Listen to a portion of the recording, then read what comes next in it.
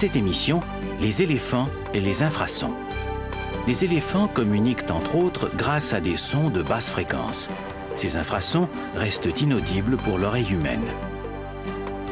Nous verrons aussi qu'un système international de détection des infrasons est à l'écoute des essais nucléaires interdits. Enfin, un jeune chercheur démontre que les ondes sonores de très basse fréquence sont omniprésentes dans nos milieux de vie.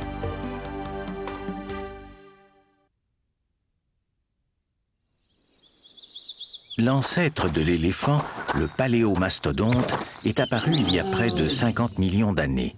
Ses nombreux descendants ont peuplé tous les continents. Le mammouth, que les hommes des cavernes ont chassé, a disparu lors de la dernière glaciation. Certains ont été retrouvés presque intacts, prisonniers de la glace.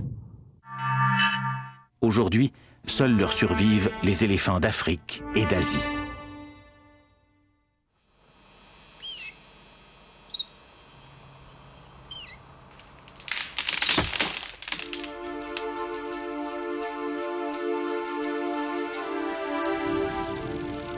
De tous les mammifères terrestres, l'éléphant d'Afrique est sans doute le plus majestueux. Véritable montagne de chair, cet animal qui peut peser près de 7 tonnes ne connaît qu'un ennemi, l'homme. Longtemps chassé pour ses fameuses défenses, c'est aujourd'hui un animal menacé. Et bien que le commerce de l'ivoire soit interdit depuis 1989, la disparition progressive de son habitat au profit des exploitations agricoles le laisse dans une situation précaire.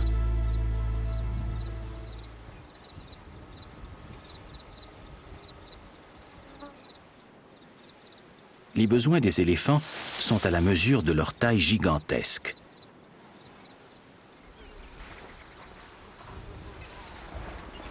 Quotidiennement, ils ingurgitent de 2 à 400 kg de nourriture.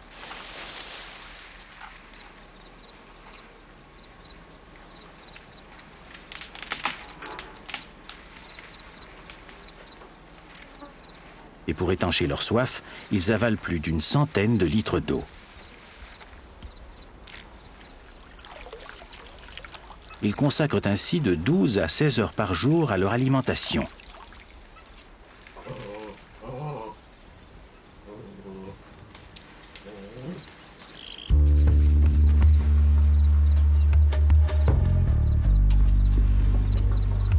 Leur énorme appétit est dévastateur.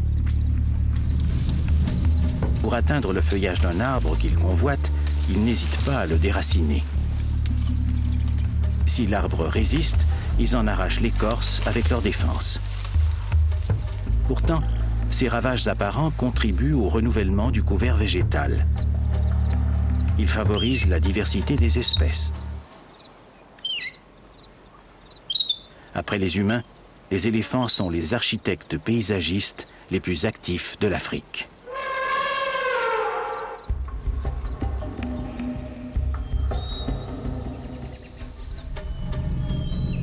Depuis longtemps, les éléphants fascinent et intriguent les biologistes. Certains de leurs comportements ne semblaient s'expliquer que par un mystérieux sixième sens. Or, une découverte récente lève une partie du mystère. On sait désormais que ces animaux communiquent par le moyen d'infrasons.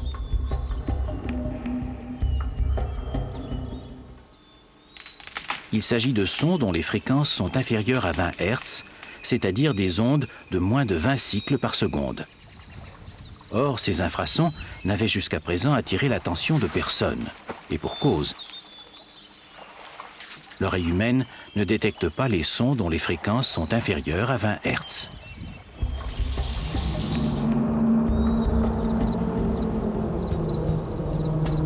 Les éléphants sont de perpétuels nomades. Ils ont besoin de vastes espaces pour vivre. Or, les infrasons possèdent une grande capacité de propagation. Ces sons de basse fréquence voyagent très loin. Les éléphants arrivent ainsi à maintenir le contact entre eux sur des distances qui varient de 4 à 10 km selon les conditions météorologiques. celles-ci sont plus propices à la tombée du jour quand, en raison d'une inversion des températures, l'air au niveau du sol se refroidit.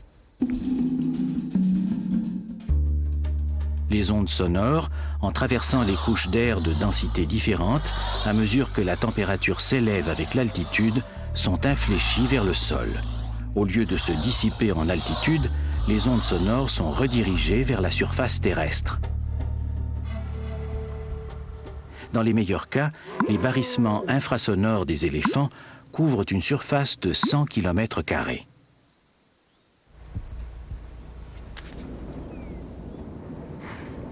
La communication par infrasons s'avère très utile pour des animaux qui, comme les éléphants, sont dispersés sur d'immenses territoires. De plus, leur organisation sociale ne favorise pas les rencontres entre mâles et femelles.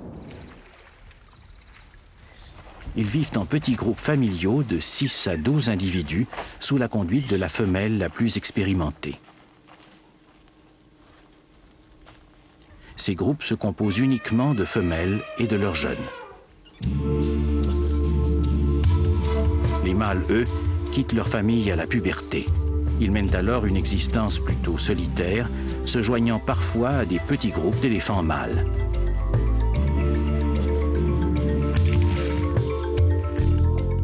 Or, le succès d'une espèce animale dépend évidemment de sa capacité de reproduction. Les signaux infrasonores émis par les femelles lorsqu'elles sont en chaleur alertent efficacement tous les soupirants éparpillés sur de grandes distances. Ce moyen de communication, qui accroît leurs chances de reproduction, avantage les éléphants.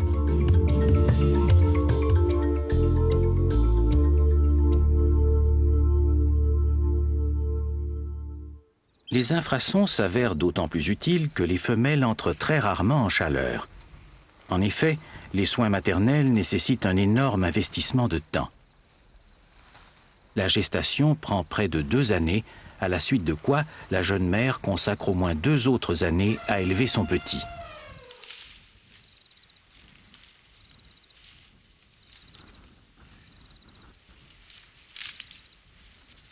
Une fois ses responsabilités maternelles accomplies, la femelle peut, à tout moment de l'année, redevenir fertile, mais seulement pour quelques jours.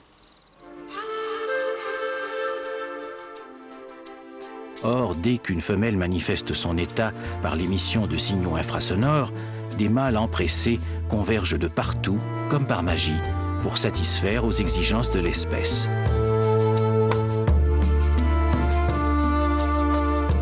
Le mode de communication par infrasons des éléphants est inouï. En effet, rares sont les animaux ainsi dotés d'une voix de basse si profonde.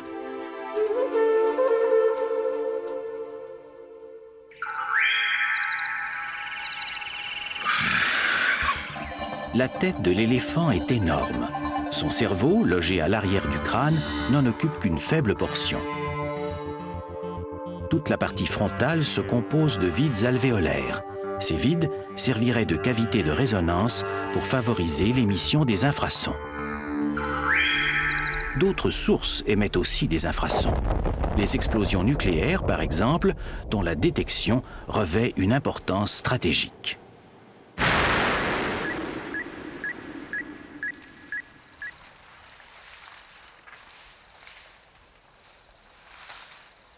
Les éléphants ne sont pas les seuls qui soient capables de produire des infrasons. Dans la nature, de nombreux événements de grande envergure engendrent aussi des bruits très puissants. Souvent, ces sources génèrent ce que l'on nomme des bruits blancs. À l'image de la lumière blanche qui contient toutes les couleurs, ces bruits blancs se composent d'une grande variété de fréquences, y compris les ondes infrasonores. C'est le cas du tonnerre. En effet, la décharge électrique d'un éclair élève le long de son parcours la température de l'air de plusieurs milliers de degrés centigrades. Cet air chauffé, pour ainsi dire à blanc, se dilate si rapidement qu'il produit une véritable détonation.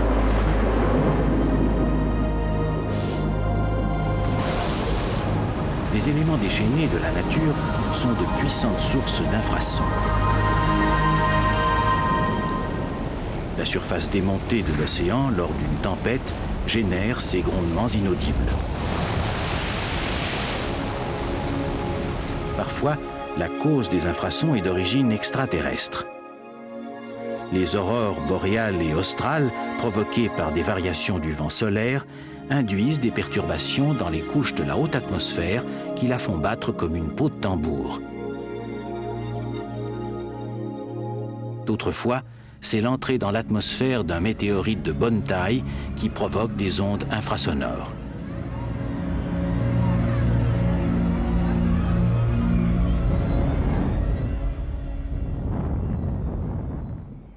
Pour la plupart, les infrasons résultent d'événements ponctuels, comme un glissement de terrain ou une secousse sismique.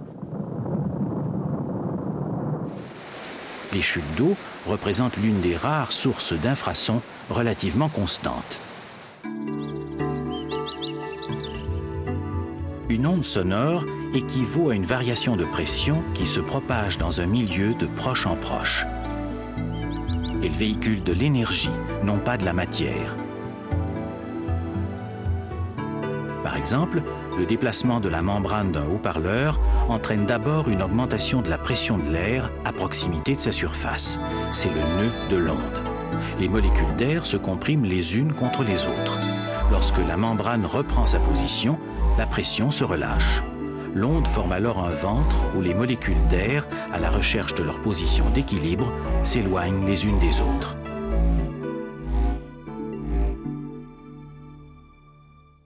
La fréquence d'une onde, qui se mesure en Hertz, correspond au nombre de nœuds générés en une seconde. Une fréquence de 100 Hertz signifie que les molécules d'air d'une portion de l'espace seront comprimées 100 fois par seconde.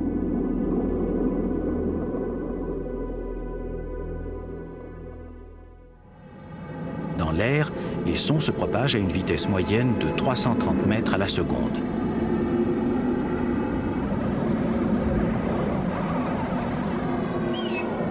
Donc, une onde de 1 Hertz aura une longueur de 330 mètres.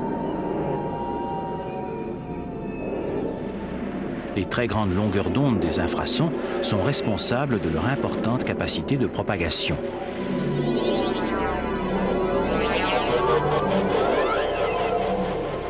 Lors d'une éruption volcanique, les infrasons générés bouclent ainsi plusieurs fois le tour de la Terre. Depuis 1996, plus de 150 pays ont signé un traité d'interdiction complète des essais nucléaires.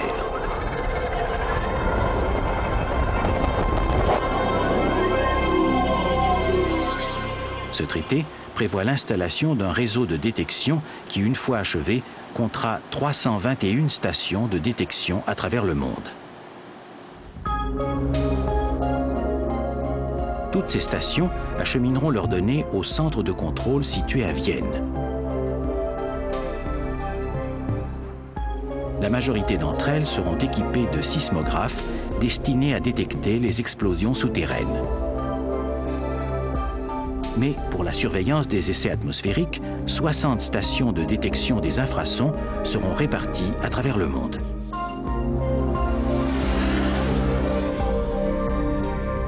La première de ces stations de détection des infrasons est installée au Canada, dans la province du Manitoba.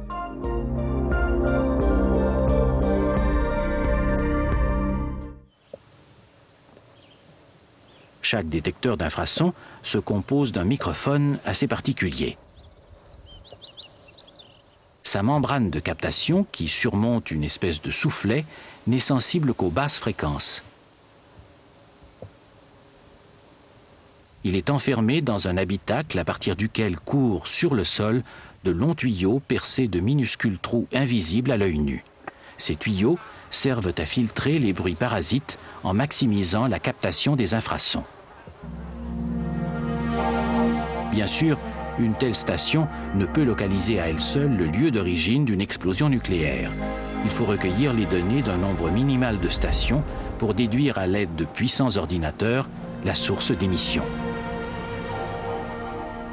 De tels calculs dépendent aussi des conditions météorologiques qui influencent la vitesse de propagation des ondes sonores. En outre, de nombreux phénomènes naturels, et particulièrement les éruptions volcaniques, produisent des infrasons très similaires à ceux des explosions nucléaires.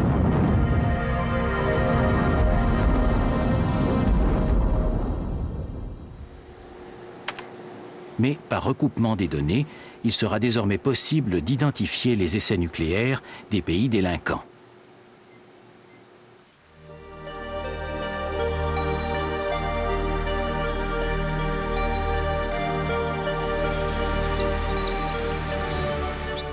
Le vœu de tous est qu'un jour ce système de détection tombe en désuétude.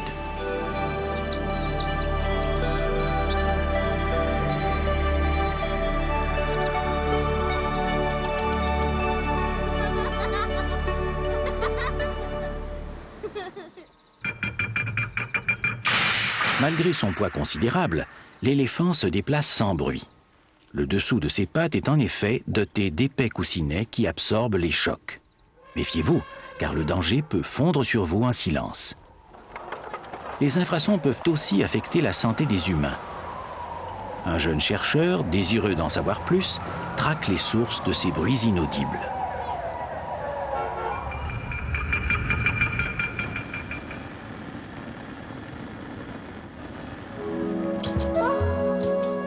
Patrick est étudiant de maîtrise au département de physique de l'Université du Québec à Montréal. Il se spécialise dans l'étude des phénomènes abiotiques.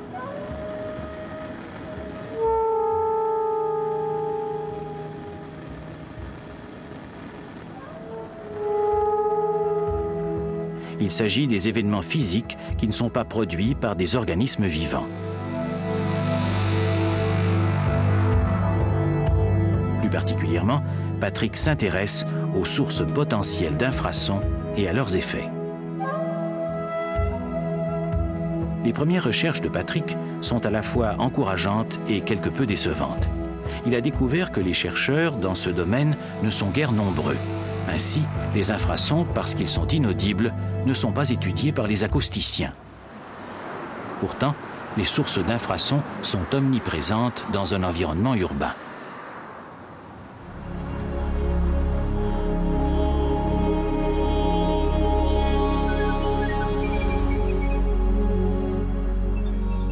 Il est bien connu que les bruits de très forte intensité sont nuisibles. La plupart des pays occidentaux se sont dotés de législations concernant les niveaux sonores acceptables pour les travailleurs en milieu industriel ou encore pour les résidents qui demeurent à proximité des aéroports.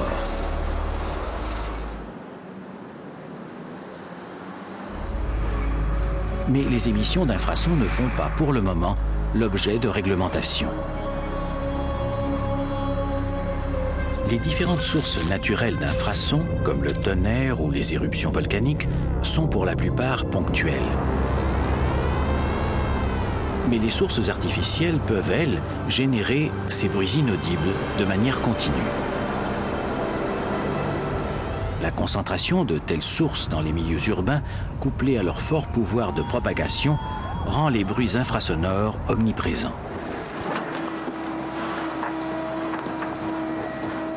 Or, les effets sur l'organisme d'une exposition à long terme aux infrasons n'ont pas encore été l'objet d'études cliniques. On connaît mieux les effets physiologiques qu'engendrent les infrasons de forte intensité. Certaines structures de l'organisme sont susceptibles, plus que d'autres, d'être affectées par ces différences de pression infrasonore. Les poumons sont les premiers organes atteints sérieusement. Les infrasons peuvent faire éclater les alvéoles pulmonaires et entraîner la mort du sujet par asphyxie. L'intensité de tout son se mesure en décibels. Dans le spectre des sons audibles, 0 décibel correspond au seuil de perception humaine.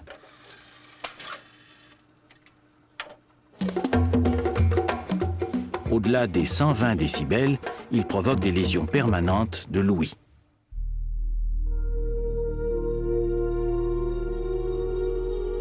Bien sûr, l'oreille n'entend pas les infrasons, mais le corps les ressent. À 160 décibels, l'équivalent d'une variation de pression d'à peine 1 millième d'atmosphère, les infrasons font éclater les alvéoles des poumons.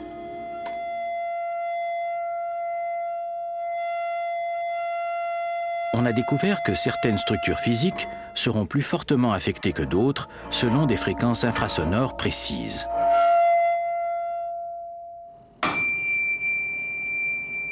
En effet, tous les objets possèdent une fréquence de résonance particulière.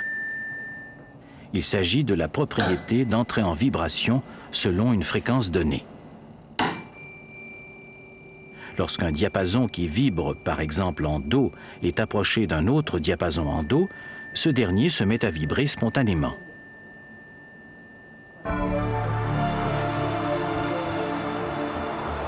Parfois, d'immenses structures peuvent entrer en fréquence de résonance.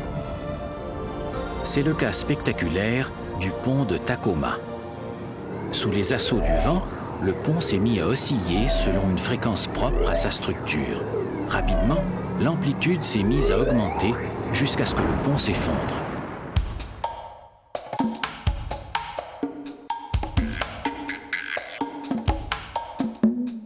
De manière analogue, des structures particulières de notre corps pourront se mettre à résonner selon certaines fréquences.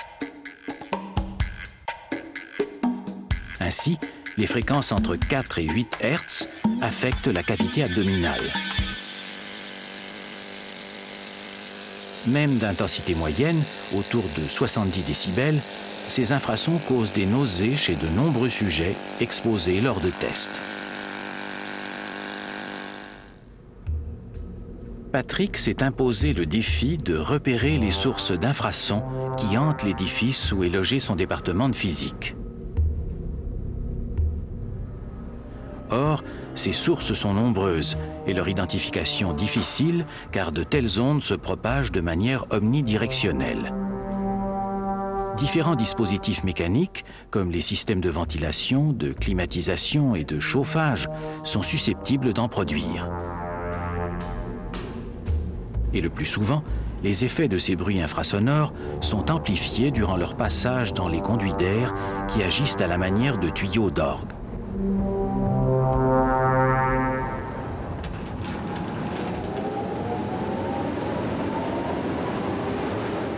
D'autres fois, le responsable, c'est le vent qui vient battre contre les grandes baies vitrées des tours à bureaux.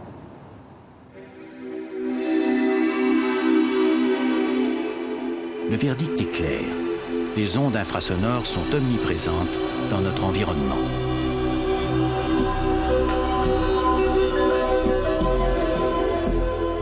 Pour Patrick, on a tort de négliger ces bruits que l'on n'entend pas, mais que le corps ressent. Ce n'est pas en réduisant l'intensité des bruits audibles que l'on atténue nécessairement les sons inaudibles.